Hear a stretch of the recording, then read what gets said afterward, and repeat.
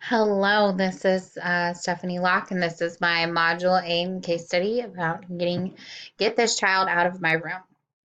The summary of the case, the student is Carl. He is a third grader who has an IEP, and his IEP is with a behavior plan because he was diagnosed with a behavior disability. His classroom teacher is Miss Taylor, and she's been having problems with him acting aggressive towards her. She wants him removed from her class. She went to Susan Green, who is the new special education teacher. Um, Carl's psychological profile is not severe enough to give him full-time special education services, meaning he does have a behavior problem, so we have to manage him a little bit differently than other students, but he doesn't need a para full-time. A meeting was held to discuss. The school is a K through 12 building. There's no true principal in the building. There's a teacher that is the assistant superintendent. Category 1, problem identification and analysis. What I know is Carl's parents recently went through a heated divorce. We had a meeting between Susan Green and Mrs. Taylor. Carl's parents were both there. The superintendent of schools couldn't be there, so the assistant superintendent was there. Susan had created a new behavior plan to try with Carl, and she presented at the meeting. Ms. Taylor was not happy about the plan, and then, like I said earlier, Carl's psychological profile doesn't warrant full-time special education services. So what I need to know, I would like to know Carl's full history with special education. What part of the initial behavior plan that they had before wasn't working, like what was going on. Why is Miss Taylor against the behavior plan that Susan came up with? Is it possible that we could put a para with Carl? I know he can't have full-time special education services because those are not warranted, but would it be possible to do it even part-time? And then does Carl maybe need to be reevaluated to see if there's something else going on? The main problem with this case study that I see is that Mrs. Taylor seems to not be open to the new behavior plan, and that's a little bit troubling. I would really like to know why. Carl does have a behavior problem, so we have to handle it appropriately. We have to handle it legally through the IEP process, and obviously we need to protect Carl, the students in Carl's class, as well as his teacher, Miss Taylor. Proposed plan of action. To handle this situation, I would start with scheduling a meeting between Susan and Miss Taylor and the special education coordinator. In this meeting, I would like to discuss how to implement Susan's plan, like what specifically needs to be done so that I, as the leader, need to know what I need to do. And then I would also like to see if it's possible with the para support, a male para or a male mentor available to Carl. With the male mentor, it doesn't necessarily have to be a adult.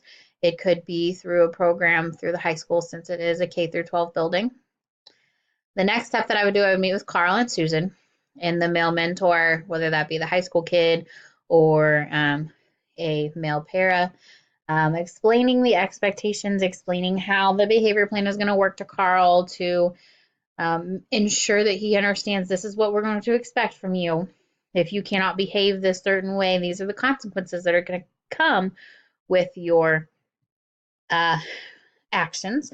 And then I really would like to introduce him to a male mentor. The next step, I would give the behavior plan that Mrs. Green set up time to see if it's going to work. Maybe this new plan will work compared to what was being done. During step 3, Carl's going to work with his mentor or para, depending on which is allowed. Susan will make observations in the classroom. I will make observations in the classroom. And everyone, myself, Susan, the mentor, and Mrs. Taylor will document Carl's behavior. In this step, I would see at least a month to see if it's going to work. Change is always difficult to deal with. And so we need to give Carl at least a month to adjust to the change, the new plan. So after we've given it time, my next step for step 4 would be to evaluate the effectiveness of the behavior plan. We're going to look at the behaviors that we documented that we saw, and then we're going to see, maybe we do need to reevaluate Carl if it is warranted. Step 5 really depends on the outcome of step 4. If the behavior plan is working, if Carl's behavior improves, we're going to continue with the current system. If it's not working, that's when I would bring back in the special education coordinator to see, what's it going to take to get Carl reevaluated. Maybe something has changed since the previous time. We know he had a divorce, his parents had a divorce, but that doesn't necessarily mean that his behavior, that something else isn't going on. And then step 6, after the reevaluation is completed, we will make the necessary changes to his IEP and the behavior plan we have in place. Category 2, resolve the issues for base promoting success for all students. When it comes to the first thing and the first step that I did with the meeting, I strongly believe in effective communication. Effective communication between staff and the leaders, whether that be the principal or in this case, probably the assistant superintendent, just being able to communicate with each other and understand where everyone is coming from makes schools run efficiently. It helps manage kids. And in the beginning with this whole case study, Mrs. Taylor did not necessarily seem open to communicating with Susan. She just kind of made these comments towards her that, in my personal opinion, were not necessarily appropriate. Another success for all students, the male mentors for struggling male students. And this goes both ways, female mentors for struggling female students. In the IEP meeting, Carl's father acted disinterested during the meeting. So if the father figure is checked out, I believe that the school should do what they can to ensure that someone is there. I currently run kind of a mentor program at my school through the FFA. Being the ag teacher and the FFA advisor, we started a PALS program where I have my high school students matched up with our struggling elementary students, and it's male and male and female and female. And it really does seem to help those little kids that are struggling. And then the last, promoting success, keeping Carl in the classroom. I don't want to remove Carl from the classroom. Removing Carl is a disservice to Carl, and it's a disservice to his peers. Carl needs to learn how to behave himself in a classroom, and Carl's behavior is also a learning experience for his peers. Just how to react when someone is struggling, how to react when someone is having an emotional episode, that's crucial as well. Category 4, debrief of the problem, reflecting what I was thinking, feeling, and valuing, and identifying issues that were unresolved. When I first read the case study, I had to read it a couple times to really absorb everything. And so I put thinking and feeling together because they were both going to end up being the same. I was really bothered by how Mrs. Taylor behaved in the meeting.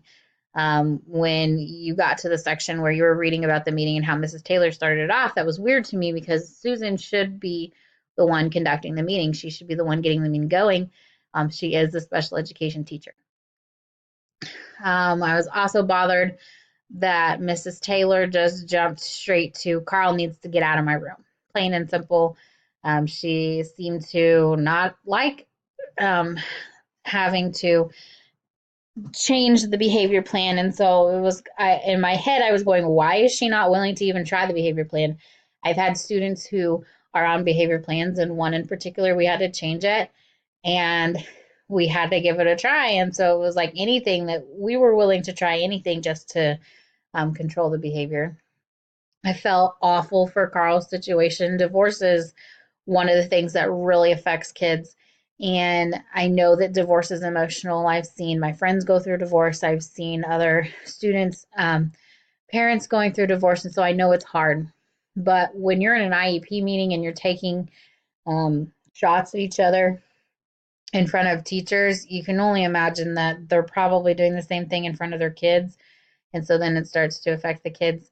And then thinking and feeling, how can adults behave essentially like children? Like the snarky comments from Mrs. Taylor, that really bothered me. We should be professionals. And it's not how you treat people, plain and simple. You should treat people with respect. What I was valuing, I value students being in the general education classroom. And so with Carl, he has a right to be educated in the least restrictive environment. And taking him out of the classroom wasn't warranted because he doesn't have specific harsh enough learning needs that he needs removed. I was valuing Susan's right to be respected in the work environment. I remember being the first year teacher, feeling like I had no idea what I was doing, and I was really fortunate to have a principal that supported me, had my back, and so I think that's crucial. And then I was also valuing the fact that Mrs. Taylor does have experience and she does have an opinion, and what she has experienced so far, it does matter. One, the things that I think are still unresolved in this case is I really want to know how Carl's siblings are doing in school. Um, his mom mentioned them during the meeting when she was actually talking about trying to give Carl some of his brother's Ritalin. But you know, is the divorce affecting the other siblings? Is there something that the school can do to help the home situation after school programs?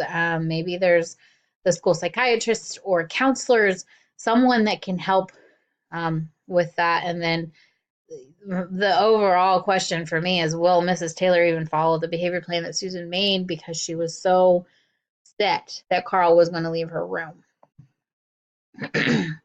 Category 5, promote their personal well-being. Um, for promoting the personal well-being in my plan, not removing Carl from the classroom. It's in his best interest, and I still believe that his peers can learn from him. The other part of that aspect is being aware and open to the fact that the behavior plan may not work and we may need to do something else with Carl. We don't need objects thrown at teachers. He's already thrown one object at his teacher. It could turn to something bigger. It could turn to aggression towards other students. And so safety is always a main concern with school. With the continuing the personal well-being, the observations in the plan to ensure that behavior plan is being followed, that is in Carl's best interest and the students in his class, because if the behavior plan is not being followed, we're not doing what we should for Carl, and we could be jeopardizing the safety of the students in Carl's class. And then finally, with well-being, the mentor program, it benefits the elementary students as well as the high school side. Like I said, I have a PALS program. I have a mentor program that I run at my school, and I've already seen the benefits. And so I believe in this case and in this school that a mentor program would help. Success for every student. Again, not removing Carl from the classroom. It's good for Carl. It's good for his peers.